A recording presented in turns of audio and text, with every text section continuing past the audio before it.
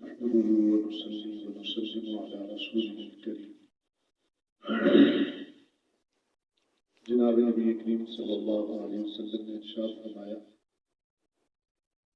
کہ انسان کے قلوب پر، بنی آدم کے قلوب پر اسی طرح زنگ لگ جاتا ہے جس طرح پانی لگنے سے لوہے کو زنگ لگ جاتا ہے۔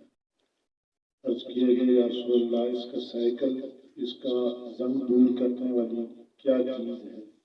کس چیز سے دلوں کے زنگ کو دور کیا جا سکتا ہے؟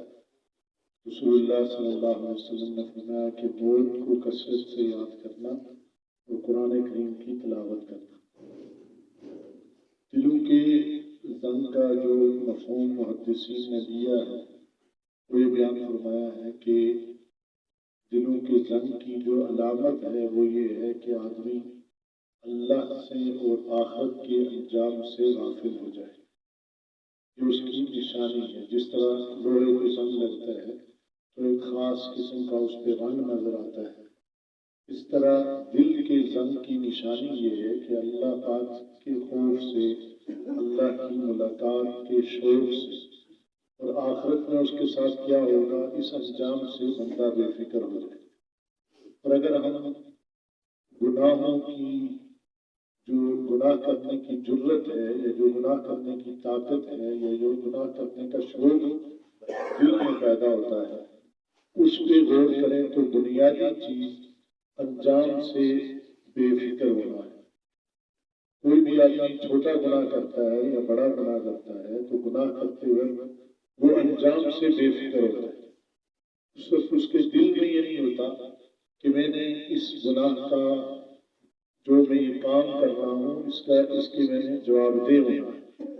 اب معمولی سی خطا سے لے کر بڑے سے بڑے جو گناہ ہیں، قتل ہے، زنا ہے، چوری ہے، ڈکیتی ہے، یہ جتنے بھی گناہ ہیں ان کی جو اصل بنیاد ہوتی ہے وہ انجام سے بے فکری ہوتی ہے، جواب دہی کا احساس نہ ہو، اور اس کی بنیادی وجہ آدمی کا جو دل پہ زنگ لگ جانا۔ اس حدیث کو دوسرے الفاظ میں یہ بیان کیا گیا کہ جب آدمی گناہ کرتا ہے تو دل پر ایک سیاہ نقطہ لگتا ہے، اور پھر جب گناہ کرتا جاتا ہے تو وہ نقطہ بڑھتے بڑھتے دل سیاہ ہو جاتا ہے۔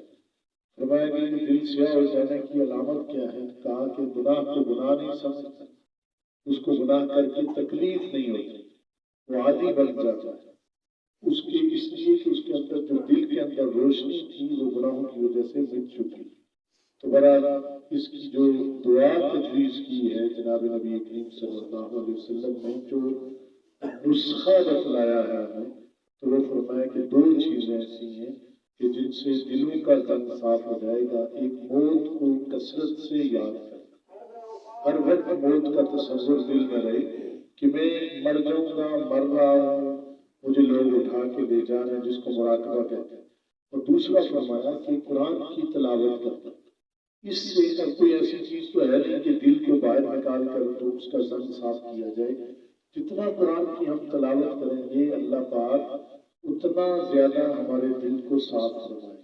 تو یہ رمضان کے دن ہے، بڑے اہتمام سے اس کی عادت بنا دی جائے۔ یہ نہ ہو کہ رمضان میں تو ہم کریں اور اس کے بعد یہ جو 30 دن ہوتے ہیں اس کے لیے عادت بنائی جائے کہ ہمارے اوقات تلاوت پہ آ جائیں اور زیادہ سے زیادہ ہم تلاوت والے بن جائیں۔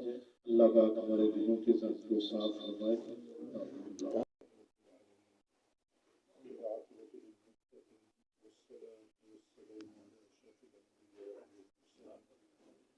محمد وعلى آله وأصحابه أجمعين.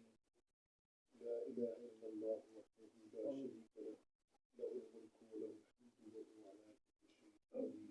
سبحان الله والحمد لله ولا إله إلا الله والله أكبر ولا حول ولا قوة إلا بالله العلي العظيم. اللهم رب لك الحمد كما ينبغي لجلال وجهك وعظيم سلطانك. اللهم إنا نسألك العفو والعافية والمعافاة الدائمة في الدين والدنيا والآخرة. اللهم رحمتك نرجو فلا تكلنا إلى أنفسنا طرفة عين. اللهم إني أعوذ بك من الهم والحزن، وأعوذ بك من العجز والكسل، وأعوذ بك من الجبن والبخل، وأعوذ بك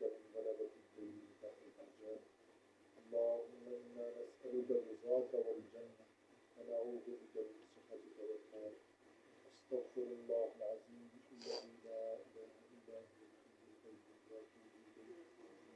اللهم اكفنا بحلالك عن حرامك وأغننا بفضلك عن من سواك. اللهم اغفر موتانا واشف مرضانا ومرضى المسلمين. آمين اللهم احفظنا واحفظ بلادنا وبلاد المسلمين. آمين اللهم ربنا تقبل منا إنك أنت السميع العليم وتب علينا إنك أنت التواب الرحيم. وصلى الله تعالى على خير خلقه محمد وعلى آله وصحبه أجمعين. صلی اللہ علیہ وسلم آمین.